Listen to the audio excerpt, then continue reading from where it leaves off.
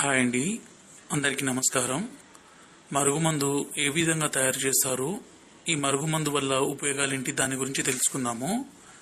ఈ మరుగుమందు ఎవరినైనా సరే వశపరుచుకునే శక్తి ఉంటుందండి. ఎంతటి మొండి వ్యక్తులైనా సరే, ఎలాంటి కఠిన హృదయం ఉన్నా సరే, ఈ మందు వల్ల వాళ్ళని మనం మార్చుకోవచ్చు. మన మీద ప్రేమ అనేది విపరీతంగా పెంచుకోవచ్చండి. మనల్ని ద్వేషించే వ్యక్తులు కూడా ఈ మందు మనం పెట్టినా చాలండి, వాళ్ళు ఇంకా మనం వద్దంటే కూడా మన వెంటే రావాలి. మనం లేకుంటే ఒక్క నిమిషం కూడా ఉండలేరండి. ఇక్కడ కనబడితే పసారండి. దీన్ని మనం బట్టలకి, చెప్పులకి, తలకి పోయడం ద్వారా ఎలాంటి మొండి వ్యక్తులైనా సరే మారిపోతారండి. అలాగే దీని పక్కన పౌడర్ అండి.